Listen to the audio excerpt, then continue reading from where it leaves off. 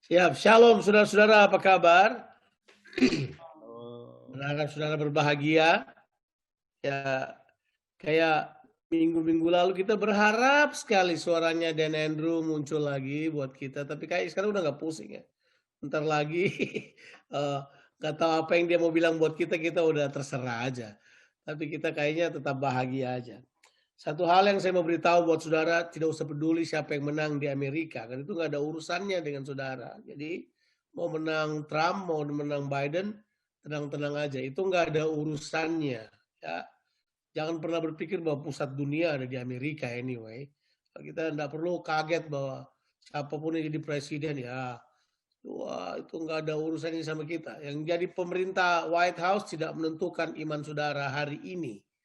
Kita harus mengerti, saudara yang hidup dalam kerajaan Allah, saudara mesti tahu bahwa pemerintah segala sesuatu adalah Tuhan. Dia adalah raja kita.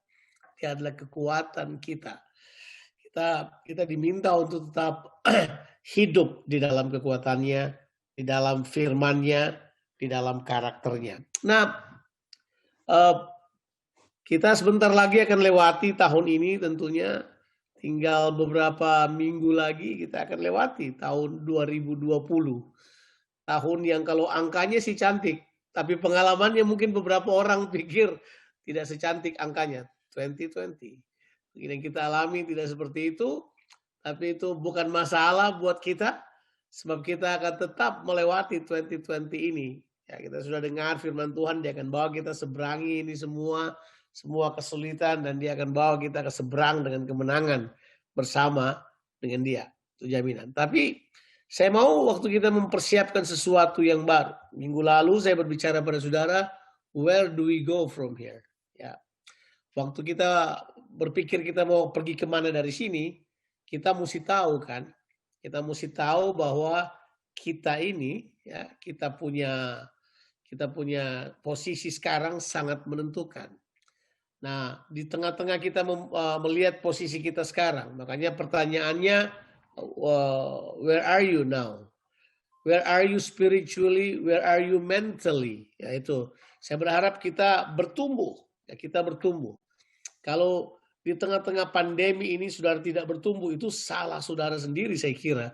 Karena belum pernah ada kesempatan dan waktu untuk mencari Tuhan seperti yang Tuhan berikan buat kita sekarang ya. Kita belum pernah punya kesempatan yang sebaik ini. Kesempatan yang paling menyenangkan. Bahkan di awal-awal saya sudah katakan pada saudara bahwa Tuhan seperti, bahasa yang saya pilih hati-hati sekali, Tuhan seperti obral pewahyuannya. Seperti Yeremia 33 ayat 3 itu dia katakan, berserulah kepadaku, aku akan menjawab kamu. Kalau kamu mencari aku, kamu akan menemukan aku. Bayangkan Tuhan seperti berkata hal tersebut buat kita secara terbuka. Hey, come on. Hey, find revelation, temukan jalan-jalan Tuhan, temukan apa yang Tuhan inginkan dalam kehidupan kita. Kita perlu hal tersebut. Nah, dalam beberapa waktu ke depan saya ingin membahas pada saudara, where you are sekarang ini sangat menentukan, itu sangat ditentukan oleh dasar kehidupan saudara. Nah, tentu kita akan membaca di dalam kitab Mazmur pasalnya yang ke-11. Mazmur pasalnya yang ke-11. Ini salah satu Mazmur Daud untuk pemimpin biduan.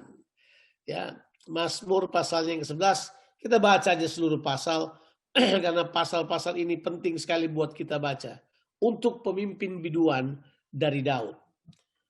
Pada Tuhan aku berlindung. Bagaimana kamu berani berkata kepadaku, terbanglah ke gunung seperti burung. Sebab lihat orang fasik melentur busurnya. Mereka memasang anak panahnya pada tali busur untuk memanah orang yang tulus hati di tempat gelap. Apabila dasar-dasar dihancurkan, apakah yang dapat dibuat oleh orang benar itu? Tuhan ada di dalam bait-Nya yang kudus. Tuhan tahtanya di sorga, matanya mengamat-ngamati, sorot matanya menguji anak-anak manusia. Tuhan menguji orang benar dan orang fasik. Dan ia membenci orang yang mencintai kekerasan. Ia menghujani orang-orang fasik dengan arang berapi dan belerang. Angin yang menghanguskan, itulah isi piala mereka. Sebab Tuhan adalah adil. Dan ia mengasihi keadilan. Orang yang kudus, orang yang tulus akan memandang wajahnya. Nah, di ayat-ayat ini saya mau kita konsentrasi pada ayatnya yang ketiga. Kita harus konsentrasi pada ayatnya yang ketiga. Ada 3 fakta yang kita perlu ketahui di pasal ini. Apa yang dia katakan buat kita. Yang pertama, ada terjadi pertempuran antara kefasikan dan kebenaran. Itu selalu ada. Bagaimanapun saudara menilai akan ada pertempuran yang besar dari kerajaan kegelapan dan kerajaan Allah. Selalu terjadi di mana-mana. Ya, udah dikatakan di Alkitab bahwa kita di dalam diri kita pun sedang terjadi pertempuran besar. Ya, Galatia pasalnya yang kelima ayat yang ke-17. Tahukah saudara bahwa saudara saja tidak melakukan apa yang saudara mau? Itu jelas. Ya, Western philosophy akan marah apa yang saya katakan. Tapi Paulus sudah jelas bilang, kamu tidak buat apa yang kamu mau kok. Kamu hanya buat kemauan atau keinginan dari siapa yang menguasai kehidupan saudara. Apakah itu kerajaan kegelapan lewat kedagingan saudara, atau kerajaan Allah lewat karya Roh Kudus yang ada, atau lewat tuntunan Roh Kudus yang ada dalam diri saudara. Saudara itu tidak buat apa yang kamu mau. Jadi kalau saudara dengar ada bunyi frase yang seperti ini, oh, you can do whatever you want. You can be whatever you want. You can go wherever you want to do. Ya, saya beritahu saudara, itu pernyataan yang tolong diperhatikan baik-baik. Nggak ada itu sebenarnya. Menurut Galatia 5 ayat 17, you don't do what you want to do. You just do what the other power that actually control your life wanted you to do. Itu jelas. Itu tidak bisa dipungkiri. Nah, sebagai orang percaya, kita perlu mengerti prinsip ini. Nah, apa tujuan kerajaan kegelapan berusaha menyerang kita, dan dia tahu kok menyerang dari luar biasa aja. Kita juga tahu apa yang dia serang paling banyak adalah dasar. Coba saudara lihat ayat 1 dan ayat yang kedua. Itu adalah ayat 1 kan seperti umpan, dia berkata ini, terbanglah ke gunung seperti burung supaya bisa dipanah, supaya dapat dikalahkan. Ada banyak orang yang sekarang ini tergesa-gesa ingin menyatakan apa aja mereka mau, seperti manifestasikan kuasa Tuhan, mau dilihat, mau dipuji, mau di apa aja. Apalagi di era media ini, orang mau cepat-cepat katakan apa yang Tuhan kerjakan dalam dirinya. Belum selesai, udah diumumin, ya kan? Tuhan belum selesai bekerja, udah dinyatakan buat orang. Kayak Facebook memaksa orang Kristen menjadi orang-orang Kristen setengah matang. Kita push untuk mengatakan apa yang sebenarnya belum selesai. Tuhan masih berproses dengan kita. Kita udah ngomong ke sana kemari. Jangan terjebak. Jangan terjebak. Sebab kita tulis buat kita begini. Lihat orang fasik meluntur busurnya. Mereka memasang anak panahnya pada tali busur. Untuk memanah orang-orang tulus hati di tempat gelap. Hati-hati saudara. Saya cuma ingatkan pada kita sekalian.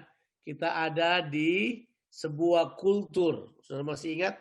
Saya bilang ada 3 kultur sekarang sedang menyerang. Saya ulangi lagi supaya saudara jangan lupa.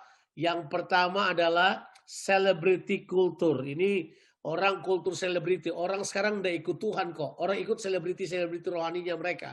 Mereka ikut, mereka cari Twitternya, mereka cari apanya. Semua orang seperti itu. Kultur gereja bergeser. Mereka berpikir itu relevan. Menurut saya itu mereka udah tidak relevan pada Tuhan.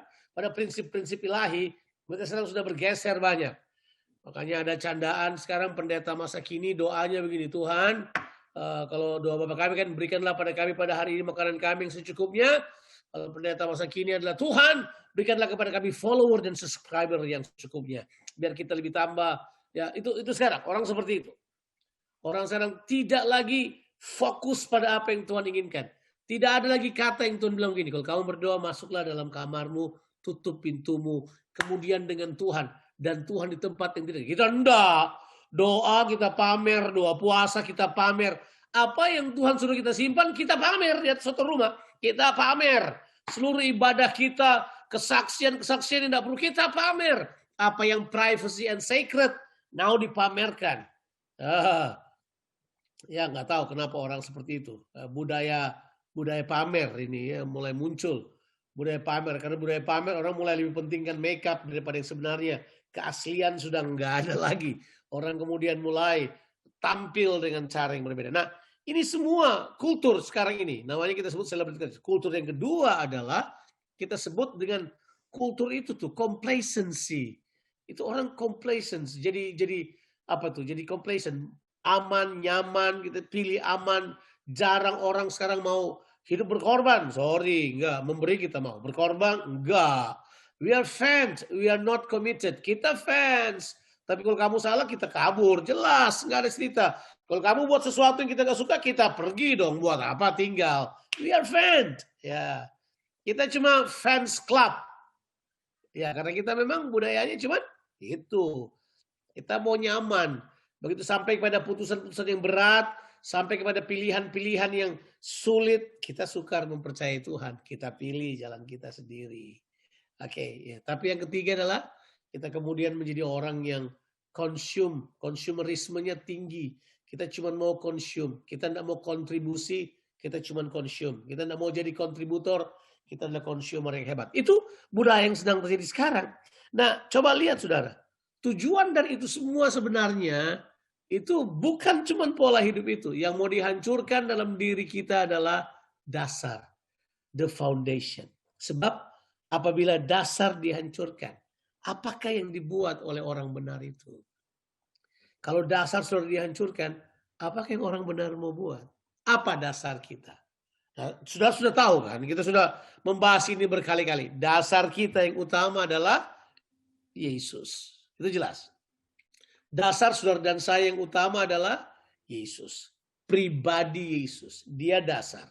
Coba ingatkan pada saudara, di dalam kitab 1 Korintus pasalnya yang ketiga, ayat 10 dan ayatnya yang ke-11. Catat ayat tersebut. 1 Korintus pasalnya yang ketiga, ayat 10 dan 11. Tidak ada dasar lain yang diletakkan kecuali Yesus Kristus. Dia adalah fondasinya. Dia adalah dasarnya. Dia adalah dasar iman kita. Dia dasar kehidupan kita. Dia dasar kita bergerak. Dia dasar kita melakukan sesuatu. Dia adalah fondasi. Yesus adalah dasar. Dasar dari semua kehidupan kita. Saudara, kita harus memperhatikan dasar kita. Kalau Yesus bukan dasarnya, udah. What can the righteous do? Apa yang orang percaya bisa buat? Nggak ada yang orang percaya bisa buat. Kalau dasar kita sudah salah, selesai. Dasar kita udah gak benar, selesai. Makanya, untuk memperhatikan kata ini, where you are right now, coba perhatikan dasarmu. Masihkah Yesus adalah dasar buat kita? Nah, apa yang dasar ini produce, dia memproduksi dasar yang lain dalam kehidupan kita. Yesus menghasilkan iman dalam diri saudara. Karena dialah yang memulai iman dalam diri saudara. Dasar yang kedua yang iblis ingin hancurkan adalah dasar iman. Dasar iman itu adalah hal yang penting buat kita. Faith is the substance. Faith itu adalah dasar. Dia adalah hal yang paling penting, paling esensi. Dia yang mendahului apapun. Ya, Ibrani pasalnya yang ke-11 ayat yang pertama. Sudah tahu bahasa Indonesianya berbunyi bahwa iman adalah dasar dari segala sesuatu yang kita harapkan. Dan iman adalah bukti dari segala sesuatu yang tidak kita lihat. Ya. Saya mau beritahu pada saudara, iman tanpa Yesus bukan iman. Itu dia. Ya. Karena ada iman agama. Iman agama bisa apa aja kan? Iman agama tidak perlu dengan datangnya agama baru dia punya. Enggak. Waktu manusia jatuh dalam dosa, iman manusia pada dirinya sendiri. They think they can handle their lives the way they can do. Mereka kemudian kerjakan apa yang mereka mau, percaya pada diri mereka sendiri, berharap pada diri mereka sendiri. Agama paling tua sebenarnya humanisme. Orang berpikir pada dirinya sendiri. Tapi itu jelas. Itu kan terjadi pada masa-masa sekarang di mana orang lebih percaya kemampuan mereka sendiri. Iman nggak bekerja begitu. Iman kita bekerja karena Kristus di dalam kita. Ya, makanya ditulis dalam Galatia pasalnya yang kedua. Ya, DJ banyak kasih masukan buat saya untuk ayat ini. Galatia pasal 2 ayat yang ke-20 bahwa hidupku bukannya aku lagi, tapi Kristus yang hidup di dalam aku. Dan hidup yang kuhidupi sekarang di dalam daging adalah hidup karena iman atau karena percaya ya kepada anak Allah. Itu kata itu in atau of. Itu dua kata yang dipertanyakan.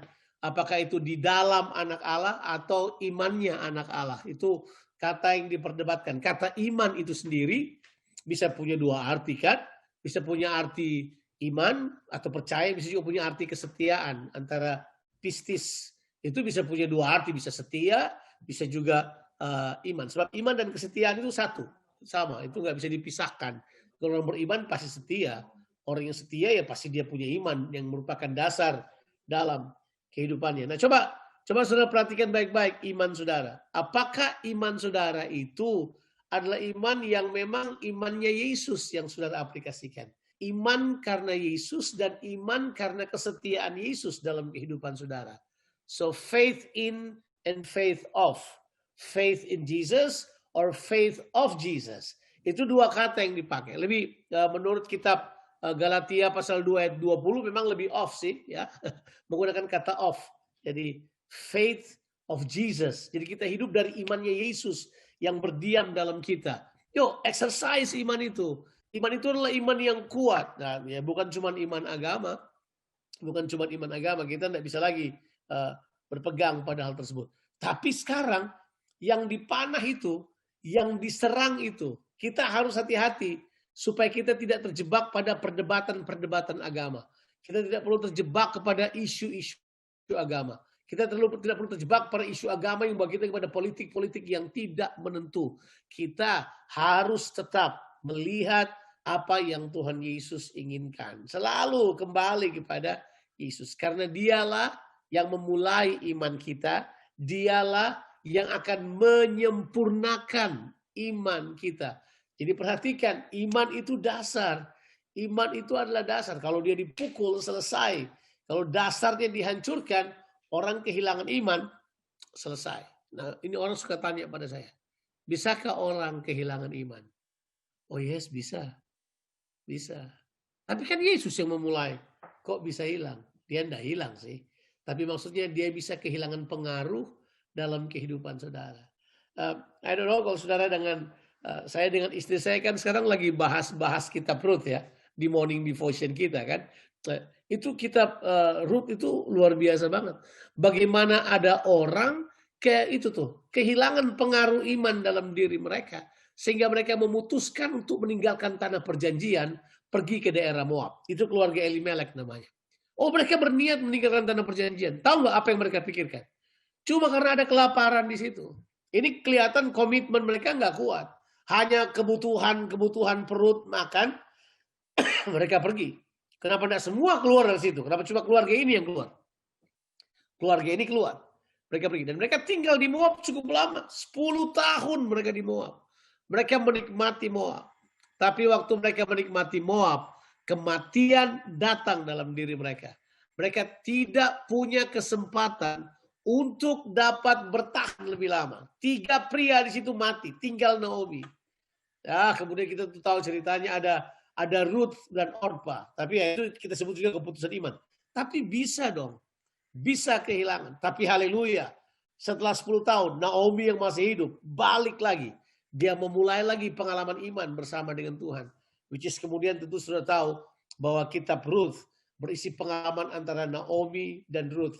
Bagaimana mereka berjuang untuk penebusan. Mereka berjuang untuk hal-hal yang mereka tahu merupakan warisan Tuhan dalam kehidupan mereka. Dan Naomi betul-betul kembali kepada Tuhan dan mengalami fulfillment. Makanya tentu sudah tahu kan. Anak dari Boaz dan Ruth. Siapa yang namain? Naomi. Naomi yang namain. Jadi Naomi seperti central stage dari pembicaraan ini. Tapi yang jadi masalah utama yang kita perlu perhatikan di sini, kita bisa buat keputusan yang salah karena iman. Karena dasarnya nggak ada, keputusan bisa salah. Kita bisa buat banyak hal tanpa kita ketahui. Nah saya hari ini tidak berusaha memberikan rasa bersalah pada penyesalan karena keputusan yang salah. Tidak. Saya mau katakan pada saudara, yang di belakang tinggalkan. Tapi kemudian perbaiki dasar kita. Bertobat kembali. Kembali pada iman yang sebenarnya. Kembali kepada iman yang tidak tergoyahkan di dalam Kristus. Imannya Yesus Kristus yang berdiam di dalam kita. Iman yang bergerak oleh kasih. Iman yang bergerak karena hubungan. Ya, jelas. Iman yang kita percayai bukan iman cuma percaya-percaya. Saya tidak mempercayai orang beriman pada Tuhan gampang membenci orang di sekitarnya. Saya tidak mempercayai orang yang beriman kepada Tuhan gampang sekali memutuskan hubungan yang telah dibangun karena Kristus untuk bertahun-tahun lamanya. Saya tahu persis orang yang beriman, komitmennya kuat, hubungannya kuat. Karena iman mengerjakan hal tersebut. Iman selalu bergerak oleh kasih. Nah, itu jelas. Kita nggak bisa, iman nggak bisa hanya iman kemudian membenci. Oh, karena imanku saya membenci. Nggak ada kata itu. Karena iman, kecuali membenci dosa ya. Tapi bukan membenci orang lain, membenci orang yang dekat kita, cuma gara-gara iman. Nggak. Kita perlu mempersiapkan dasar yang kuat. Yuk, kembali lihat dasar saudara. Sebab nanti kalau kita mulai melangkah lebih jauh lagi, dasar saudara akan tetap diperkuat di dalam kehidupan kita. Jangan salah, Yesus ada di situ, di iman saudara. Dia ada di situ. Percayalah, dia yang memulai iman kita dan dia akan yang menyempurnakan iman kita. Coba kita lihat ayat 4 sampai ayatnya yang ke-7. Ayat 4 sampai ayat yang ke-7, just to show you apa yang merupakan penglihatan Tuhan. Tuhan selalu melihat hati saudara. Tuhan selalu melihat motivasi saudara. Dia menguji orang benar dan orang fasik. Nah, itu kata yang dipakai, dia membenci orang yang mencintai kekerasan. Dia punya mata menyorot-nyoroti anak manusia. Sorot matanya. Itu menguji anak-anak manusia. Ini penting sekali buat kita sebagai orang percaya untuk mengetahui bahwa mata Tuhan tetap melihat pada kedalaman kita. So this is issue inner. Ini isu di dalam. Sesuatu yang orang lain gak lihat. Sesuatu yang di dalam kita. Ujian Tuhan buat kita adalah untuk hal yang di dalam. Hal-hal yang gak kelihatan. Ya, obscure. Hal-hal yang gak nampak. Hal-hal yang orang gak puji. Ya, memang jelas lah. Istri saya beberapa waktu terakhir ini banyak khotbah tentang akar berakar yang gitu-gitu ya. Yang gak kelihatan, obscure. Itu benar. Sekarang coba saudara mulai hargai hal-hal tersebut. Hargai hal-hal yang gak kelihatan. Hal-hal yang cuma saudara miliki dengan Tuhan. Hubungan pribadi, akar yang kuat tertancap ke dalam. Coba perkuat lagi hal tersebut. Karena itulah daerah yang diuji oleh Tuhan. Orang fasik serang dari luar. Tapi kalau Tuhan selalu menguji yang di dalam kita. Coba lihat. Dia membenci orang yang mencintai kekerasan. Saya sadar, kekerasan itu di dalam kita. Kekerasan itu ada di dalam kita. Karena hati yang keras itu ada di dalam saudara. Dia enggak di luar saudara. Di dalam saudara hati yang keras. Hati yang enggak mau mengampuni.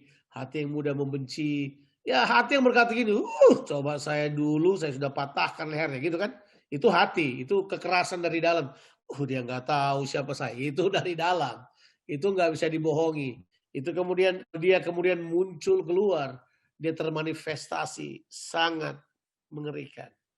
Ini Alkitab saya suka banget. Sebab Tuhan adalah adil. Dan dia mengasihi keadilan. Orang yang tulus akan memandang wajahnya. Bayangkan di ayat 7 ini memadukan antara kemahakuasaan, keadilan. Kasih dan keadilan. Kemudian dia beritahu buat kita. Kasih dan keadilan memang selalu datang bercium-ciuman. Mazmur 85. Kalau sudah punya waktu baca Mazmur itu. Dia bilang begini.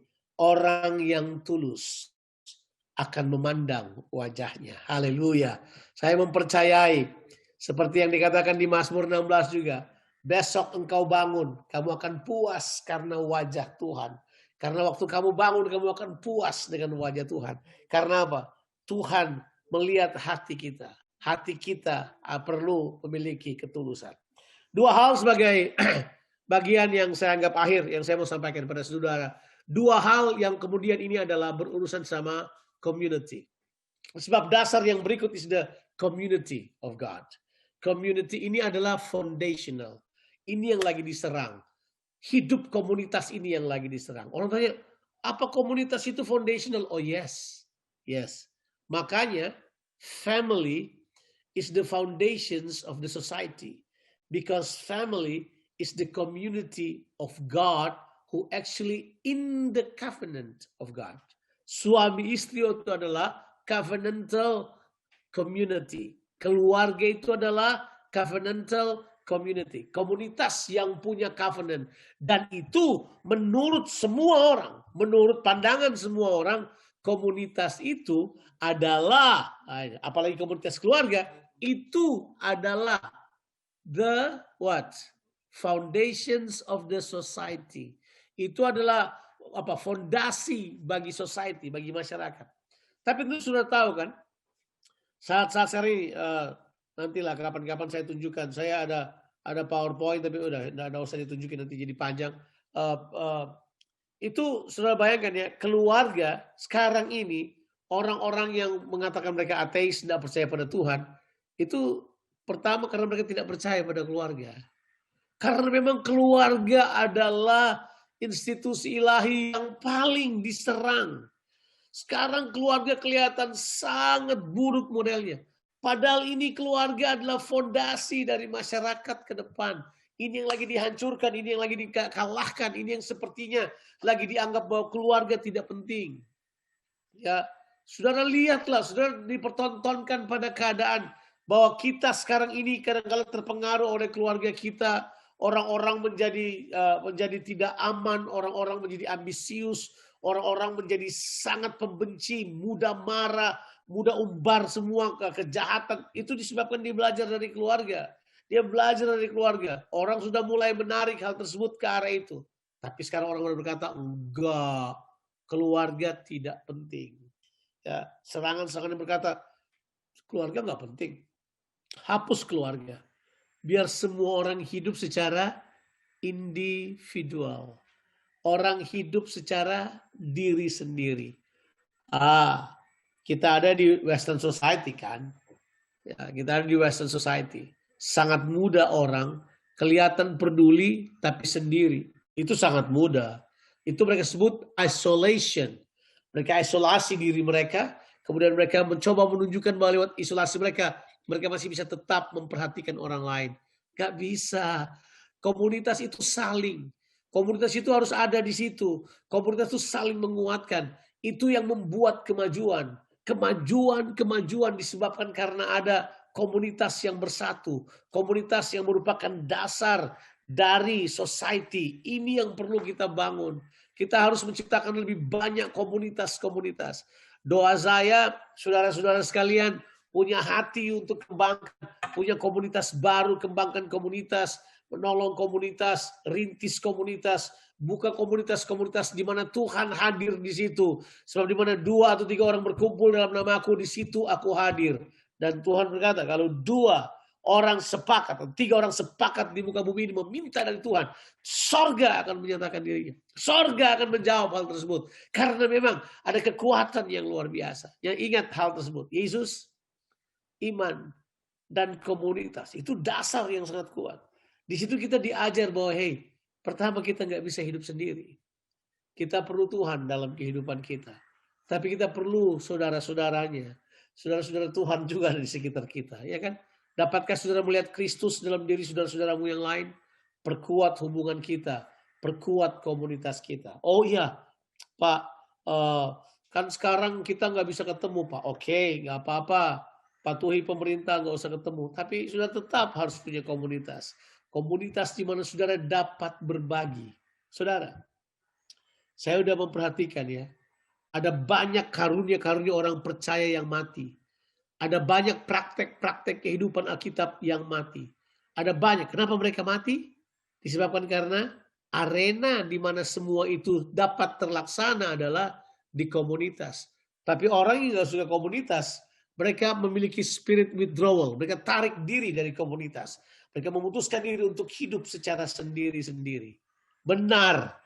Kalau saudara baca 2 Timotius pasalnya yang ketiga, yang disebut dengan tipe manusia akhir zaman, saudara bakal terkejut untuk mengetahuinya bahwa ciri orang hidup akhir zaman adalah manusia akan mencintai dirinya sendiri dan menjadi hamba uang. Kalau orang sudah mulai mencintai diri mereka sendiri, mereka akan isolation spirit akan melakukan praktek kehidupan mereka. Mari kita jangan berhenti untuk terus bertemu. Ambil waktu kalau kita sudah boleh, tetap jaga jarak, tetap ikuti petunjuk-petunjuk selama COVID-19 masih ada, tetap jaga jarak, tapi tetap komunitas kita bangun, komunitas kita perkuat. Karena ini adalah dasar. Ini adalah fondasi yang coba dihancurkan. Keluarga saudara perkuat. Yang bermusuhan di antara keluarga, berdamailah. Saya perintahkan dalam nama Yesus, berdamailah. Kalau kita ada yang gak senang satu sama lain, bereskanlah. Seperti Paulus berkata seperti ini. Aku memerintahkan kamu supaya berdamai. Supaya iblis jangan mengambil keuntungan dari kita. Ya, kita kadang-kala beri makan kerajaan kegelapan tanpa kita sadar oleh karena sikap-sikap yang salah dan gaya hidup yang kita tidak bangun dengan benar. Yuk, perhatikan dasar-dasar ini. Perhatikan dasar-dasar iman ini. Perkuat kehidupan saudara. Ingat, sebentar lagi kita akan menyeberang.